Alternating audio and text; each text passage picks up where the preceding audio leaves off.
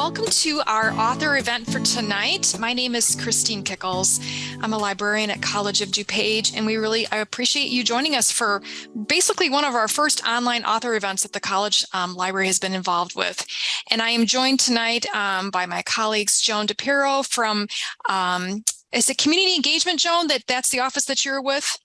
Yes. Thank you very much for also being a part of this. And of course, I have the pleasure tonight of introducing our author, Tom Montgomery Fate. I think it is as of 2019. Tom is a professor emeritus at College of DuPage, where he taught writing and literature courses for more than 30 years. He is the author of 6 books of creative nonfiction, including The Long Way Home, Detours and Discoveries, which we will be exploring tonight through readings and discussion. It is a travel memoir, but he's also written Cabin Fever, a nature memoir, and Steady and Trembling, a spiritual memoir.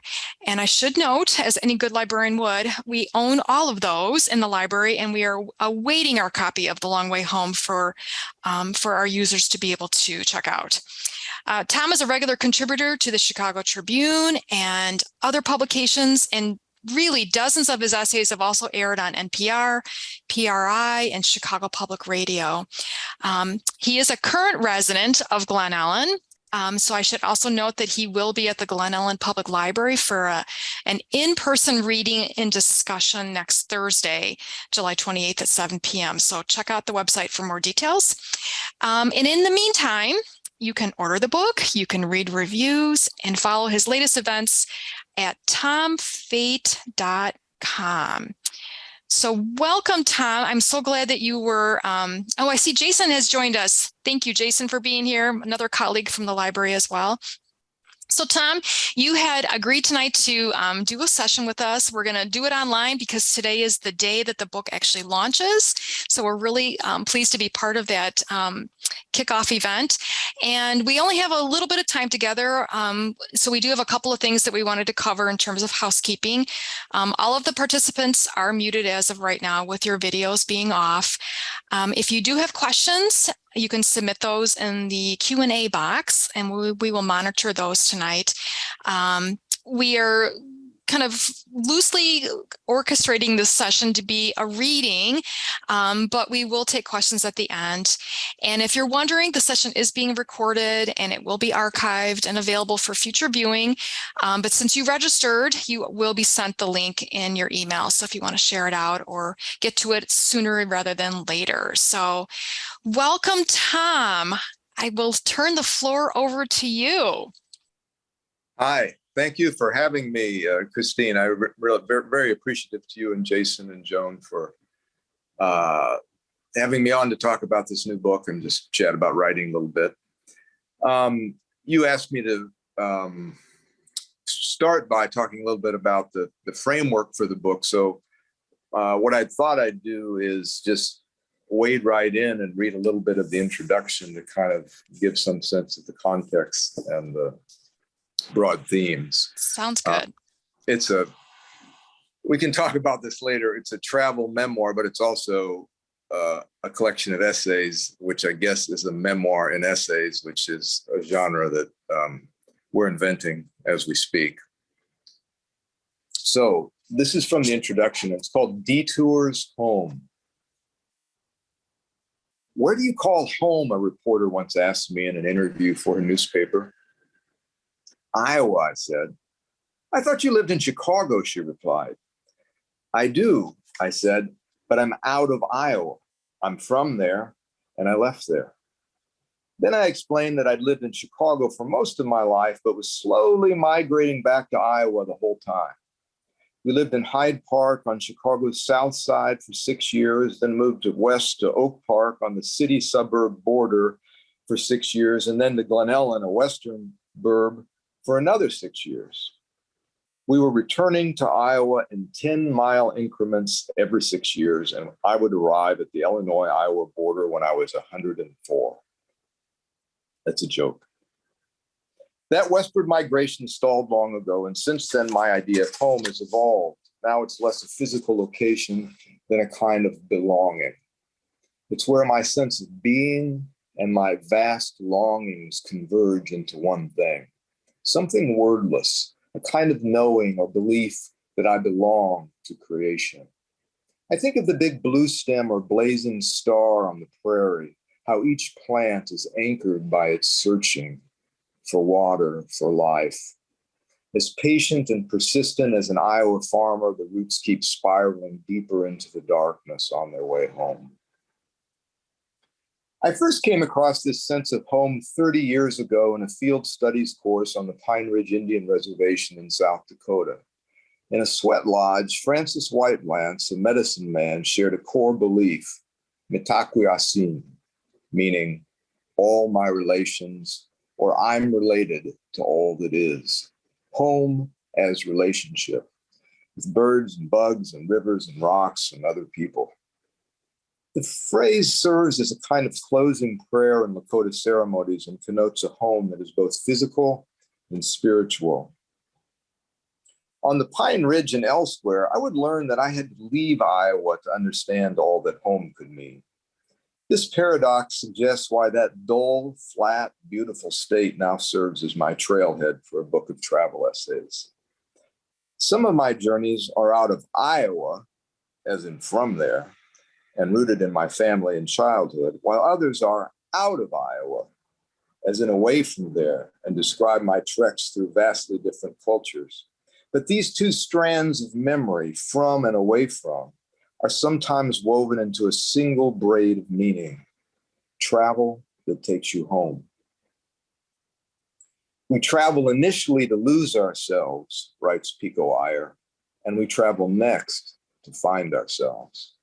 Iyer has written a dozen travel books about remote exotic cultures from the Philippines to Kathmandu, and I love these books, but the one I reread is a critique of all the others, The Art of Stillness, Adventures in Going Nowhere, in which Iyer explores the necessity of the inner journey, of being lost and found and then lost again. This kind of searching is implied in the French origin of travel, travail, labor, toil, suffering, trouble. Travel involves struggle and a process of discovery and transformation. And I'll stop there, but the introduction goes on a little bit longer, but that gives you some sense of the broader context of how I'm trying to think about travel in the book. Thank you, Tom. And I have to say, I have finished the book. I was able to get my hands on an advanced copy. And one of the things I noticed in reading the essays, and interesting enough, they're distinct, but yet they flow one into another. I almost felt like I was going on, a life's journey with you. But some of your travels are independent adventures and some are with family. And I was curious if you have a preference in terms of the travels that you've had. Well, they're really different. Mm-hmm. And so going on a camping trip with my family or a canoe trip with my brothers or having an assignment as a journalist in Nicaragua, it's really a different kind of context, but I think you learn a lot from both. I think travel has brought our family closer together. I think it's because it's a time of, oftentimes of surprises and risks and detours, and you have to kind of figure out how to make your way along the way. I remember we did the semester in Canterbury sabbatical, and so our whole family went one year, and we thought, it's England, it'll be just like the United States, there'll be no cultural adjustment. And there were huge cultural adjustments. We had 3 little kids and no car and a very tiny house, and we realized how multi-leveled culture is, no matter where you are. So does that get at it, what you're saying? It does. And I guess I'm curious because you do speak of your parents in the book. Your love for the thirst for travel, the love for adventure, and to seek out, whether it's by yourself or with others. Did that come from your parents in any way? Was that cultivated in any way from them? Not really. Interesting. We rarely left Iowa. But of course, it was also a different era. And so when they actually, the first time our parents actually visited and went much outside of the United States, I think was when my brothers and I were working and living outside of the United States, and it gave them an opportunity later in life. What they gave us, I think, though, was an attentiveness, just paying attention to the moment, living in the moment, which is a good mindset if you're a traveler and trying to figure out what's going on. Thank you. So let me read a section from in Iowa to kind of locate you in that small town setting that I just described my parents. And then I'll read a short passage out of Iowa and see how they hang together. When I was 14, a single summer in Maquoketa, Iowa felt like a lifetime. It was a county seat, a big small town with 5,000 people. Our little white ranch house was a quarter mile from Highway 61, which leads to two cities, Dubuque, 30 miles north, and Davenport, 40 miles south. There you could shop in chain department stores like JCPenney or Montgomery Ward's, or even eat at McDonald's. Beyond the highway, thousands of acres of corn and soybeans unrolled into a green sprawl of endless farmland, which was marked and divided by a reliable grid of barbed wire and gravel roads. Along those roads and fence lines, the red-winged blackbirds perched, vigilant and ferocious, ready to attack any threat to their nests. And high above them, the soaring red-tailed hawks described the wind, kiting on thermals while scanning the earth for a vole or cottontail. On those hot, dry days, I would watch a distant cloud of dust slowly crawl over the horizon, cross the hill by the sale barn until it finally hit the blacktop and abruptly reappeared as some farmer's rusted pickup truck. The highlight of the summer for me was always the county fair in July. My friends and I would eat hot dogs and cotton candy and ride the Rocco plane and work the 25-cent cranes for prizes and huddle near the tilt-a-whirl where we'd try to talk to some nervous clutch of gossipy Coke-sipping girls who smelled of strawberry shampoo and apple lip gloss and seemed unreachable and were. The mystery of girls being so deep, we gave up pretty easily, and soon drifted over to the grandstand to watch the stock cars rev their smoking engines and wipe out in the mud. Or we wandered around amid the sweltering stench of a 4-H barn, trying to find a friend who was showing a prize steer. The rest of the summer, we mowed lawns and baled hay and roamed the town and surrounding farmlands on our bicycles with sweaty, reckless abandon under the comfort of an enormous sky. Sometimes we brought our lunch or fishing rods or maybe a few cigarettes someone had stolen from their parents. The days were slow. And though we all had watches and clocks, the sun too measured our lives, the rising and fading light softening the edges of each day. Stores were not open 24/7, but 9 to 5, Monday through Saturday. For many, there was still a Sabbath, a day of rest.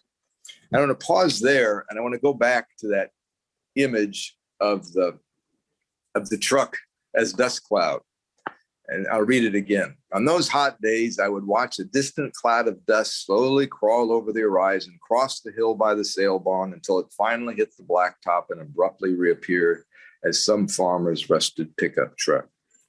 So one thing I was supposed to do, I don't know how well I'll do it, was to talk a little bit about how I write while I'm reading and going through this. And that's a good example of what I call a framed moment, or a frame charged moment that for me carries a deep level of meaning and points to other things.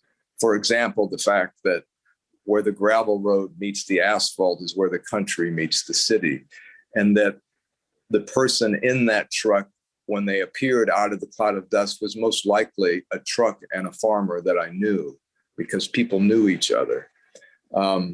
But this idea of the frame moment, that the writer frames a charged moment, and you do that to both limit and invite the reader.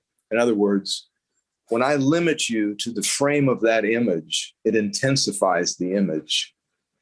But it also is meant to invite you to find your memory in that image. And that's a strategy I use a lot. It's not just mine, it's very common. And when I think back on my best years of writing, I often wrote for a show called Living on Earth and for a show called 848, both Chicago Public Radio and National Public Radio. And those radio essays were like framed moments. They were like 4 minutes, 350 words, boiled down, emotional acuity and imagery. And then when things were going well, I would often extend those framed moments into longer essays, maybe 1,000-word op-ed or essay for the Chicago Tribune. And then maybe a year or two later, when I had a sabbatical, that 1,000-word essay would expand into 2,500 or 3,000 words in a chapter in a book. So I'm just trying in a nutshell to talk a little bit about my process going back to that framed moment. Does that all make sense? It does. It absolutely does. And I think yesterday when we were having a prep meeting, we were talking about some of the other things that I perceived to be a framed moment, which was the use of sound and description of what you were hearing, as whether you were in one location or another. Because for me, having not traveled to the places that you've been, hearing you describe what you were hearing, whether you were in the Philippines or some other place, helped kind of create for me a moment of what that was like being out, in the middle of a monsoon or monsoon type, situation. So I can certainly appreciate the imagery, but I can also appreciate the technique, whether it was intent or not, to describe what you were hearing, because that also made it kind of resonated for me as well. And Jason, I just want to make sure that you have an opportunity to jump in if you've got a comment, because you've worked as his liaison librarian at the college here. You've worked with Tom for many years as well. He's my long lost comrade. Yes. Also from Iowa. Yes. I'm also from Iowa. One thing I did really struck me as, and that particularly interesting, and I don't know if you can expand on this, is the idea of belonging is equaling home. That's a pretty powerful idea, and I'm kind of wondering if you can expand on that idea a little bit. And you said relations too, I think, was another example. I mean, when I was talking about Francis Whitelance, was a sense of relatedness or relationship where the spiritual and physical are one thing. And so I think of this, I write about the sweat ceremony where the physical heat, the rock, the fire, the sweat from the body, the water from the body, the steam that rises up, all become one thing. And there's a kind of relatedness and sense of belonging in that's how, I mean, that's a very spiritual kind of belonging for me and a kind of home. It's a big concept. And like, you're probably like I am. There are people that we feel at home with, and sometimes it's not even, they don't even have to say anything, right? It's their gesture, it's how they move their hands. There's a sense of feeling at home with people too. That's the best I can do. That's great. I just thought it was a great, not an image really, but a great idea to kind of think about. Home's not a physical place a lot of times. It is very much relations or a sense of belonging somewhere or something of that nature. Well, I like that idea of the reconciliation in that word of being and longing, because we all have vast, vast longings which run against our sense of who we are and our kind of, sense of being or personhood, et cetera, et cetera. They compete almost. And so when those are reconciled, to me, that maybe that's what home feels like. I don't know. Thanks, Tom. That was great. Okay. So I was going to continue on and read a piece that is later in the book.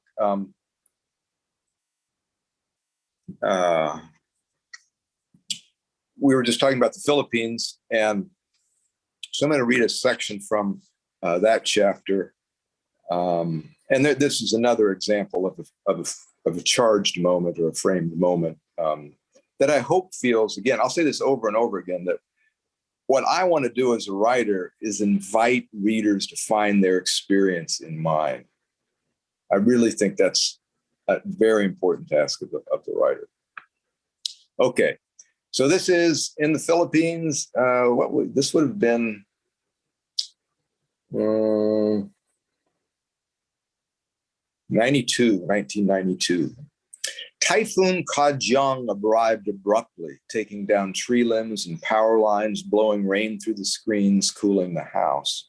When we lost electricity, I lit a small candle and anchored it on a metal lid with a few drops of hot wax. I sat at my desk in the teetering light and tried to read my English comp students' response to their first in-class writing assignment. I asked them to write a one-paragraph response to the question, "What is love?"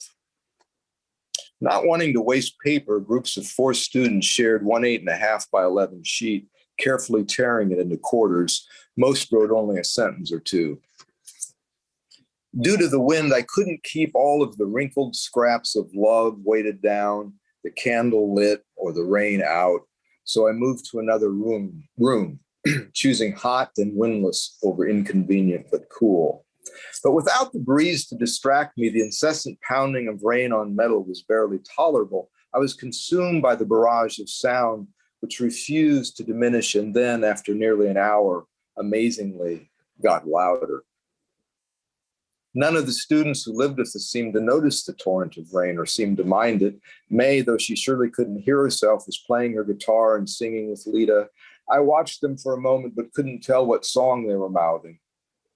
Marissa was studying intensely with a trio of thick candles set up around her. She had positioned them so the flames danced wildly in the wind, but somehow were never extinguished. The shifting light and sinister shadows didn't seem to affect her concentration. Eden was outside on the porch talking to her boyfriend under the overhang. Carol, my wife, was reading Jane Smiley's 1,000 Acres, a novel about a farm family in Iowa with a dim flashlight. Iowa, the place I'll always come from. My corn and cows and October frosts had been replaced by rice and water buffalo and typhoons. I felt like one of Smiley's characters. I too was going nuts. Here's what the students wrote. Love is like the mango, ripe, sweet, everywhere.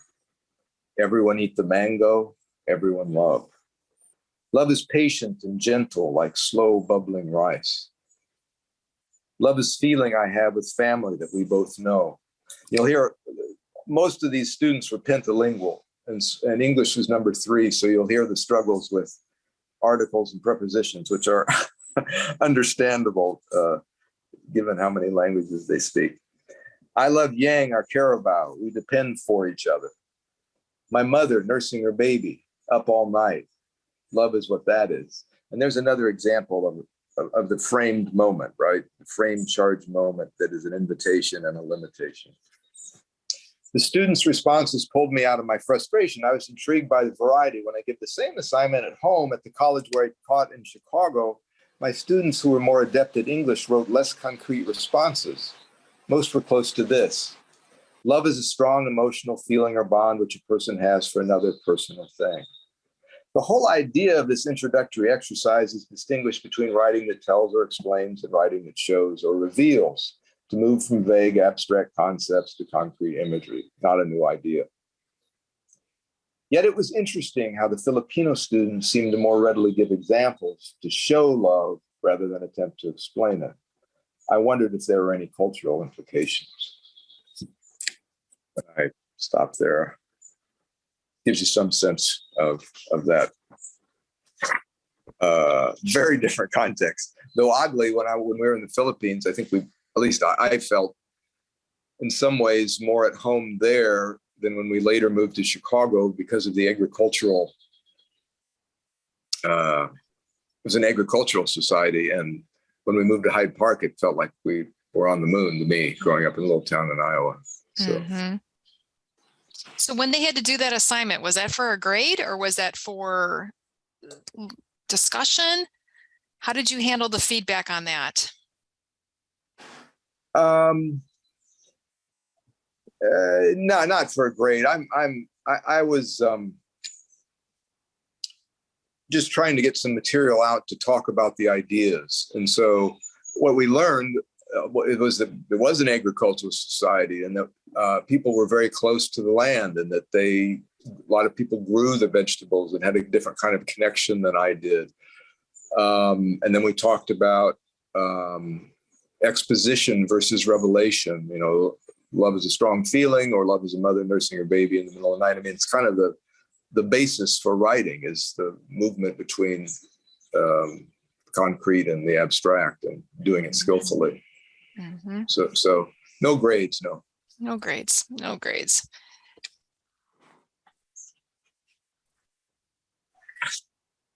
Should I keep going? Keep going. I've got a couple of questions, but I'm anxious to hear you read your work as well. Okay.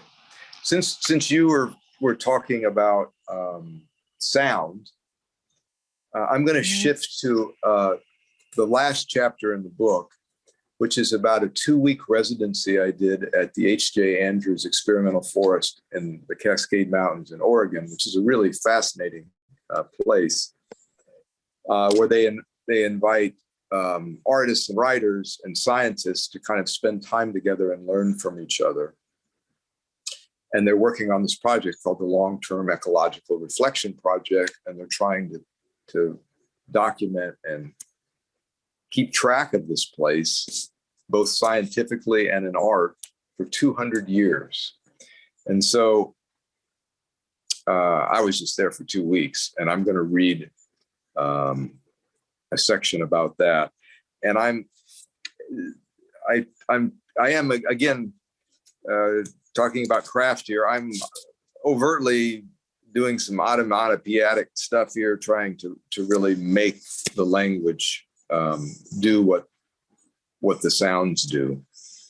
And I'm going to open with a poem called Quo Vadis by I've lost his name.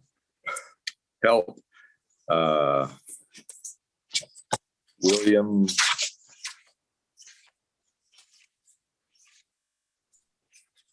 I suppose Google. Oh, here we go. Stafford. I don't know what happened to. He's like my favorite poet. What happened to that name? Yeah, he's a wonderful, wonderful poet from Oregon. His son Kim Stafford is also a wonderful, wonderful poet, and they were kind enough to let me use this poem to open the book because it's so important to me. This poem was pasted to or taped onto my door at College of DuPage for 30 years. And Quo Vadis means where are you going? And this is the poem. Sometimes I choose a cloud and let it cross the sky, floating me away. Or a bird unravels its song and carries me as it flies deeper and deeper into the woods. Is there a way to be gone and still belong? Travel that takes you home? Is that life? To stand by a river and go? To stand by a river and go. The image lingered the next morning as I stepped out of the rain and headed toward the second long-term reflection site, the gravel bar on Lookout Creek. Rain drip-ticked on the yellow maple leaves above me, drop-topped in the puddles collecting on the ground, ping-ticked on the shiny black cedar log, plop-topped on the overturned plastic bucket some researcher left. Though the wet drum of rain was nuanced and lovely, when I got within 100 yards of the creek, the rush of white water overwhelmed everything. I sat on the flat rock in the hard rain, listening to Lookout Creek. Given the downpour and all the rocks and deadfalls, it had a lot to say. Over time, the gurgling water dissolves rock, rots logs and leaves, and carries them downstream along with trout and pine pollen and needles and cones and bits of moss and lichen. Over time, It will reshape its bed and banks and habitat, physically describing its character and history in the forest. Over time, its diversity and biological health will be denigrated due to climate change and other human activities. Over time, as with all streams and rivers, it will measure and reveal both our culpability and responsibility as a species. Over time, it will measure who we are. Over time, not in time or on time. Not hours or numbers, but a river of light and darkness, of heat and cold. Over time, things change. Some change is dramatic, what ecologists call a disturbance, like the rotting 400-year-old Douglas fir that fell across the creek 40 years ago. The crashing tree ripped a wide gash in the canopy, prompting slower, less dramatic change below. A thick stand of alder trees sprung up from the ground, sprung up from the gravel bar amid the flood of new light. When the Doug fir fell, its bole and branches obstructed and partly dammed the creek, forming a deep pool where, over time, native trout came to live and to wait and watch for midges to light on the water. Waiting and watching over time, to stand by a river and go. That rainy day, I lingered by the water all afternoon, scrambling around on the slippery rocks like the child I once was, completely lost in the moment and hoping to see someone, a bird, a snake, a beetle, a frog, or anyone who lives there. Just before leaving, when I looked down into the deep blue pool behind the fallen Doug fir, a cutthroat trout appeared, maybe 8 inches long, his spotted back a foot below the surface, slowly drifting, scanning for bugs. Could he see me?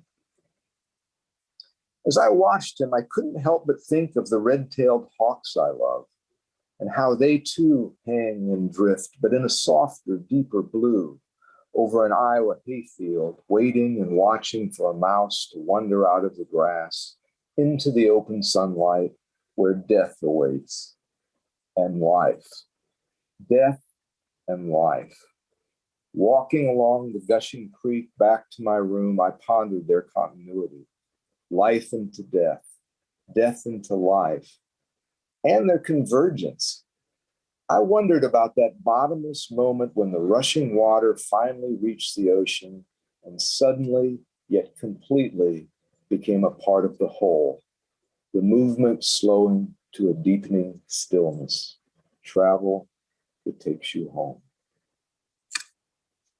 And that's actually the last paragraph of the book. So I kind of come back to the red-tailed hawk, I guess, from the earlier chapter. Mm-hmm.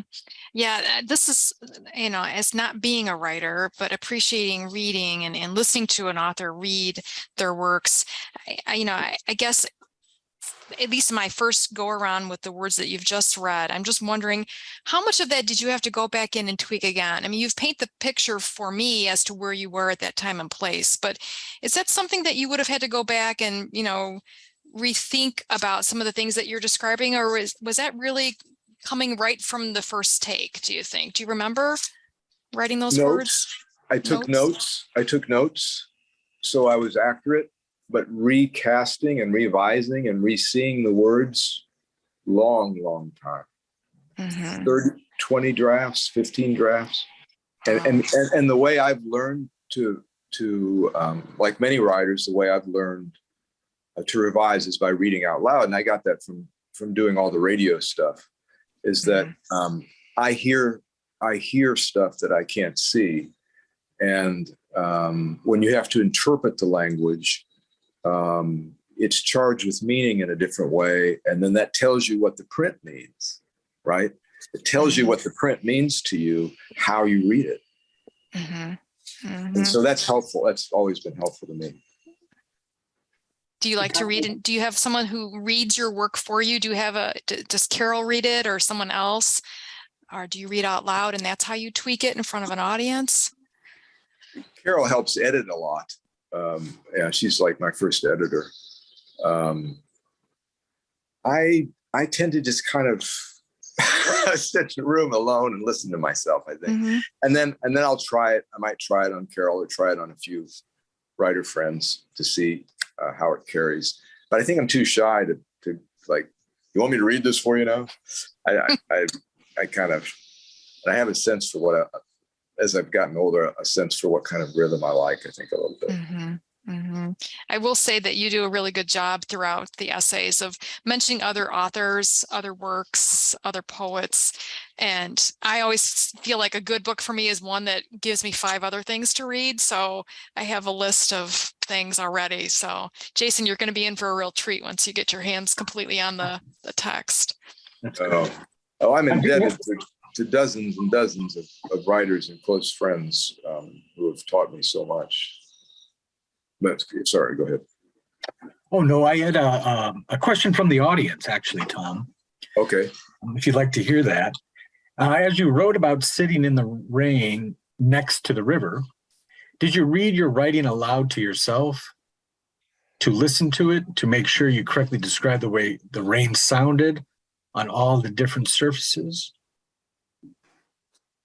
I like to drop talk on the plastic barrel. The drip tick on the leaf. That may have not been precisely how it sounded. But I tried to work for the rhythm and accuracy of the sound to the degree that I could, and to give a series of sounds. Yeah. So I don't know if that makes sense. I did notice a lot of ing verbs in your description, right? Kind of the river, this constant moving of the river, lingering. I think you said staggering and these kinds of things, and that makes me think of rivers, right? This kind of ing, and these kinds of verb endings. It's kind of interesting. Yeah. Well, yeah, the continuity keeps going. Right. Right. It's like a river. Yeah. Right. Should I read some more? You got more questions? I think they're starting to come in. So why don't you read, and then we'll be able to figure out which ones we've got to work with. Yeah. Okay. Let's see.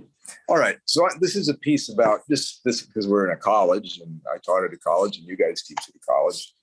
Our college has changed quite a bit since I was there, and as for a lot of people. So this is kind of a reflection on that. This is called Once More to the Lake, the Elephant, and the Weasel. And it's actually a conversation with 3 essays that I like to teach and have taught for many, many years. And so have many other people. I used to think that getting through college required more grit and self-sufficiency when I was young than it does now. How about those summer jobs we had back in the day? Like riding my bicycle 5 miles each way on gravel roads with brushes rattling in a roped-on plastic bucket to paint an old farmhouse. Or spending the day ripping shingles off a 2-story barn roof with a rusty spade, or walking beans or baling hay, and always in 100-degree heat. Such jobs allowed me to earn a full year's tuition each summer, $900 in 1979. We were so frugal and such hard workers. So why are kids today going into such debt? But such nostalgia is neither relevant nor accurate. And that's what my freshman comp students told me the one time I shared this perspective in class. One student reminded me that college costs had risen 1,000% since I was in college, but the minimum wage had only doubled. Then others shared stories about their crazed and exhausting attempts to balance full-time work and full-time school, but always coming up short. And the pandemic brought new challenges as well. My son and his friends at college, all of whom contracted COVID-19, spent a year wondering if, when, how they would return for the next term. Many were 100% online while living at home. From their childhood bedrooms, they viewed canned lectures or zoomed into classes where there was no discussion all while simultaneously Snapchatting and tweeting their equally disoriented friends and wondering what their college degree would mean now and what it wouldn't lead to. One thing the pandemic revealed is that while technology is an essential and powerful tool, it alone cannot educate, cannot give us the self-knowledge and courage we need to follow what we love and to believe it will lead us where we need to go, which is the same glorious and humbling challenge we all encounter in college and beyond. I remember. On a hot August day in 1979, I moved from Ecological to Iowa City and into Burge Hall, or the Zoo, a dorm that housed 1,000 freshmen at the University of Iowa. My cage was a 10 by 12-foot room where I would live with two other bewildered teenagers. As my parents and I pulled boxes out of our car, I remember two songs drifting from the open windows of the dorms: Imagine by John Lennon and Lonesome Loser by the Little River Band. That day, given my uncertainties, I identified more with the latter. The two films everyone was watching then were Apocalypse Now, a gruesome critique of the Vietnam War, and Animal House, a raunchy fraternity romp. Like many freshmen, my social life overwhelmed my social conscience, so I was in party mode. I would only be in class 3 hours a day. The sparkling Saturday night fever disco balls were spinning everywhere, and I was finally on my own. But it took a while to adjust to dorm life. In high school, I was a fairly big fish in a small farm pond. Not a privately stocked rainbow trout, not from the deep cultural waters of Chicago or Des Moines, like many on my dorm floor, but rougher, a carp, who didn't mind eating off the bottom. So the kids from suburban Chicago, where I now live, intimidated me. They spoke a different language. Most were rushing and pledging a house, which I knew little about. And they had sports we didn't have, tennis and swimming and soccer. They'd never heard of shop class or 4-H club and had never detasseled corn or castrated pigs. They were sophisticated and had more money and confidence than I did. The first month of college was one long, staggering party full of desire and confusion. This was college.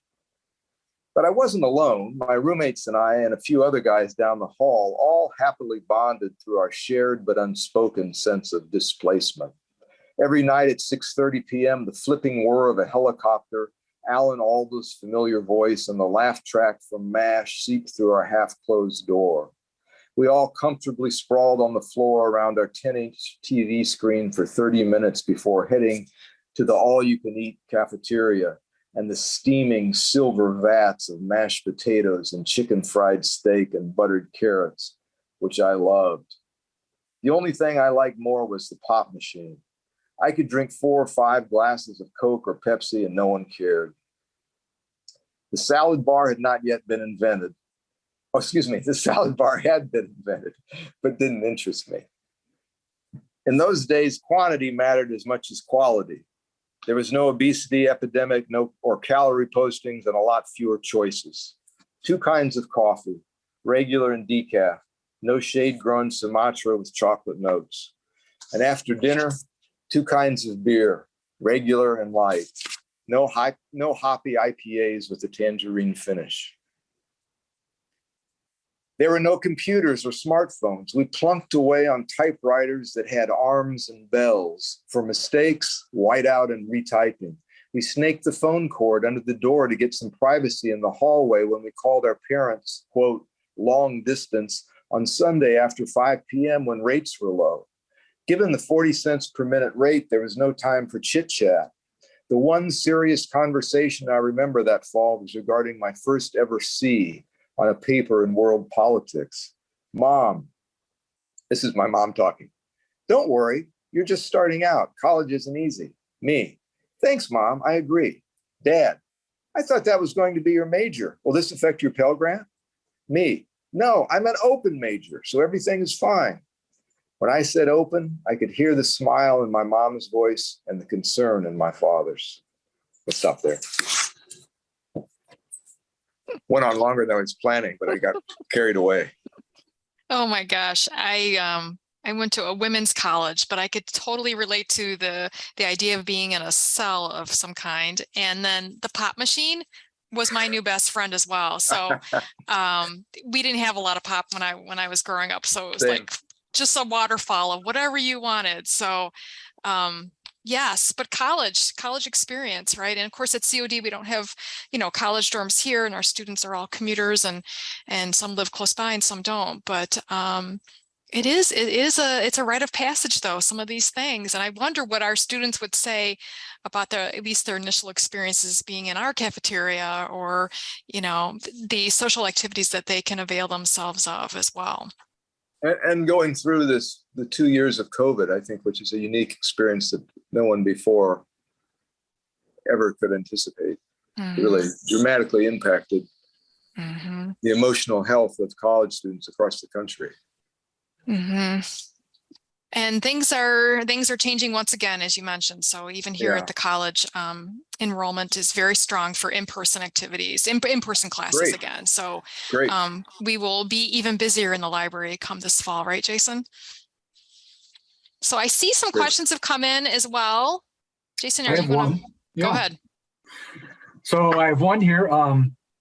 Just asking briefly, how was your experience relating to cultural norms of the countries you had visited? As a question from an audience member here. Relating to cultural norms. Relating to, In other words, how did I adjust to a different culture? I think that's kind of what it sounds like. How did you navigate those norms that maybe you weren't used to, or something of that nature? Well, like in the Philippines, for example, I would say Americans can be loved or hated because of our colored history from the Philippine-American War, where we, turned them into a colony and there were 400,000 Filipinos killed, to World War II, where we fought with them against the Japanese, but then kind of took over the country and tried to Americanize their educational system. And so from my perspective, the best stance there is humility and listening. In general, I think when you go into someone else's culture, it's best just to shut up and kind of pay attention. Yeah, I think you're right. That's great.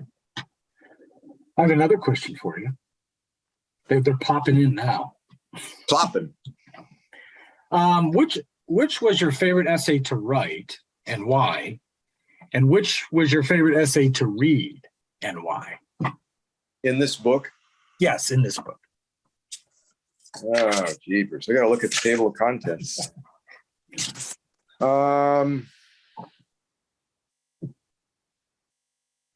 I think my favorite is probably Fishing for My Father, because it was a chance to look at my relationship with my dad, at my own kind of strengths and weaknesses as a father, and then at my relationship with my son, and having that kind of double relationship and building it around fishing was a rich metaphor and fun for me, and something I spent a couple of years working on. I kept coming back to it. I don't.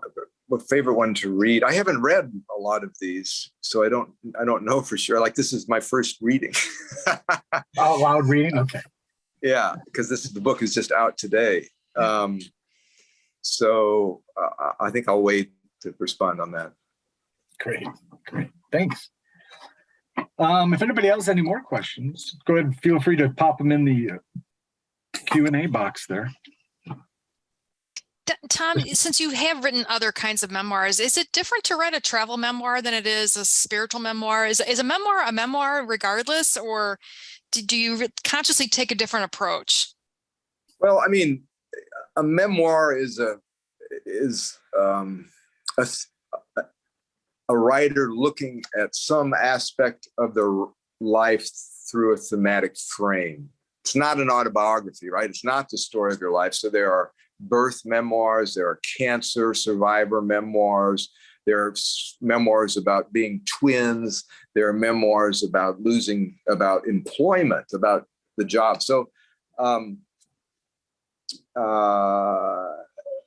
they're all quite different. I think the thing that's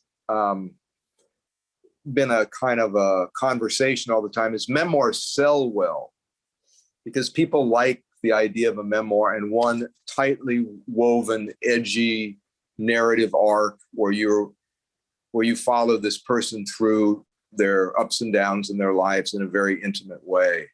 And so memoirs in the United States anyway are very popular. So I think that's part of the reason why sometimes people write collections of essays like me and call them memoir and essays because they're linked essays. And so I felt like that this is a woven whole and it does function as a memoir, but they're also distinct pieces as essays. I don't think I answered your question. Did I? Yes. And I guess I, unless Jason, you've got something that you need to ask, but I've got a follow-up question to that as well, because you do make a difference. You talk about the difference between being a tourist and being a traveler and the distinction. And I was kind of curious if you would like to share that. And then if you have an idea of what comes first, are you a tourist before you were a traveler? Well, let's see. The line from Paul Theroux is, a traveler doesn't, let's see, a tourist doesn't know, how does it go? I'll have to look. A traveler doesn't know where he's going. The tourist doesn't know where he's been. Mm-hmm. And I think that's a good encapsulation of it. I mean, I think tourists go to see certain things and to check them off and then to go home. Mm-hmm. Travelers they don't have a destination. And so I think I was fortunate to be a detourist, someone who could choose to go on detours and not on canned tours, because Carol and I and my own travels often were long periods of time, sabbaticals. We worked in the Philippines for a couple of years. We spent some time in Nicaragua. So I think if you have a lot more time, then it's easier to be a traveler than a tourist, because if you have a very high-powered, high-stress job and you've got 1 week and you want to see the someplace in Africa, then you're limited. So I think it has to do with time. A lot of it does. If you have enough time to slow down and pay attention. Mm-hmm. Thank you. I do have another one, Christine, from the audience. Tom, here we go. Where is the audience? I can't see anybody. I think that's you can't see the audience, but we can help you kind of navigate them. Okay. It keeps your mind. Is it really just one person? No. Oh, there's 500. There's 500 people here. No, we have 23 participants tonight. So, okay. And then we're going to have many, many more viewers once the recording is out. So this is all good.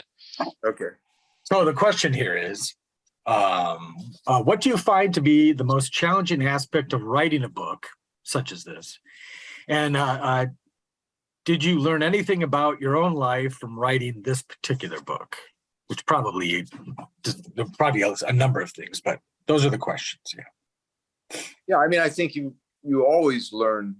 I mean, that's why I write. I mean, to find out what I think, to find out what life means, to find out what, about love, to find out about being a father, to find out about art is a way of exploring your life in deeply meaningful ways. And then, as I said earlier, putting a frame around it so you can look at it and share it with others, and hopefully others can find their experience in yours in ways that's helpful and meaningful. There are two questions, though. I can't remember. What was most challenging about writing this particular book? The challenging thing always for me is, like I said, I did a lot of stuff, not with this book so much, but I used to do a lot of disparate pieces, short pieces, long pieces, because I really wanted my work to be published. I wanted it to be out and have an impact. And so I would go wherever I could, any place. And so then you develop these little niches that you write for. But then you get 40,000 or 50,000 or 60,000 words, which is, I don't write a lot. It takes me a long time to write that many words, 7, 8 years maybe. And then the challenge is figuring how do you weave that together into something that is a woven whole that's, maybe has some kind of underarching thematic metaphor, that kind of thing. I mean, this is a very big metaphor here that I've chosen, obviously, because it contains so many things. I mean, travel, the idea of travel, the idea of journey, I mean, it can relate to, and detours. When I think of detours, I'm thinking of writing as much as physical travel, because that's what writing is, the detour. And both writing and travel are a constant process of discovery. So writing is a process of discovery, traveling is a process of discovery, faith is a process of discovery. I mean, all this stuff is intertwined to me. Wow, that's great. All right, let's see. I think I have one more. This one's from an old colleague. My oldest brother. Yeah. An old colleague of yours, Dr. Hubbard, Danica Hubbard. Yeah. So it says, Stu Monk-Kidd, The Secret Life of Bees and the Book of Longings, writes about the impact of memoirs and explains, when I write memoir, I'm in search of wholeness. Maybe I'm trying to reveal myself to myself. What or who inspired you to write your most recent book here? What or who? Writing for me is not like momentary inspiration. It's kind of like a way of life. And so it's a way of paying attention to the world. And like a lot of my closest friends and people I hang out with are writers.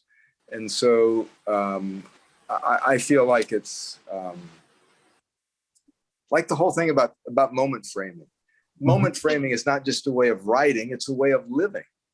And, paying attention to the world, putting frames around images and inviting people to see how you see it. It's kind of like an ongoing conversation. But I'm not in this. Wasn't inspired to write this book or any one book. I'm more inspired just to write, to pay attention, make sense out of the world.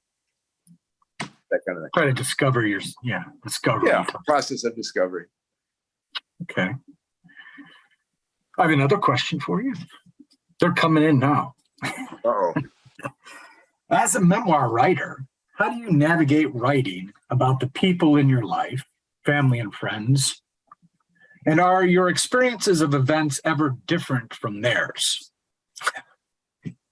Yeah, that's an old one and a big one. I always, if my family's involved, and they have been in a number of my books, I always have them read it. Okay. And, okay it. What was the other part? Are your experiences of events ever different from theirs? Oh, yeah. Yeah, of course, because one story I like to tell is we used to go, I'm up in Michigan now, but we used to go to this church camp over here, Tower Hill, when we were kids. And when my brothers remember it, when we were kids, we used the outhouse behind cabin 14. There was an outhouse and then we used it. And then I can't remember if they said we did, but then another brother says, we never use that. It's always been closed. We always had indoor plumbing. And some of these things are factually, you could check on them, but we never do. But I mean, yeah, the truth you construct from your memory is partly a work of imagination. There's no question about that. And so, yeah, it's like the difference between fact and truth. So, yeah, there's going to be disagreements. How somebody reads an argument between how one sibling versus the other sibling reads a terrible argument, between their parents could be dramatically different. Yeah, because you look at it through the lens of your own experience. The idea of perspective or subjectivity, that kind of idea. Yeah, so I try to be careful. I don't want to hurt people. And I know that's not, a lot of memoirs would say, risk everything, I think there's a middle ground. Okay. Yeah, the essay called A Map to Somewhere. It would be interesting to hear what your older brothers remember about that canoe trip versus the younger brothers. I can't wait. I'm looking forward to that, actually. Fantastic. They've read that. They've read the version. Well, Jason, we're at 8:00. Anything lingering? Questions have kind of tailed off. So, wonderful. yeah. Good. Well, then I think we used our time well then. Thank you everyone for joining us. I think Joan's putting up one more page here. Yes. So thank you for joining the discussion. Don't forget tomfate.com is a place to go to find out other things that he's written, where he's going to be. His events are there, links to reviews. And you can actually order the book there. And you can order the book there. Absolutely. So wonderful. Want me to say that. Absolutely. So thank you very much. We will be posting the recording on some social media channel at some point. And since you are here tonight, you will get the link to that. So you'll have availability to share that wide and far. So everyone have a good night. Have safe travels. Thanks again, Tom. Thanks for coming. Thank you. Thank you. Good night. Good night.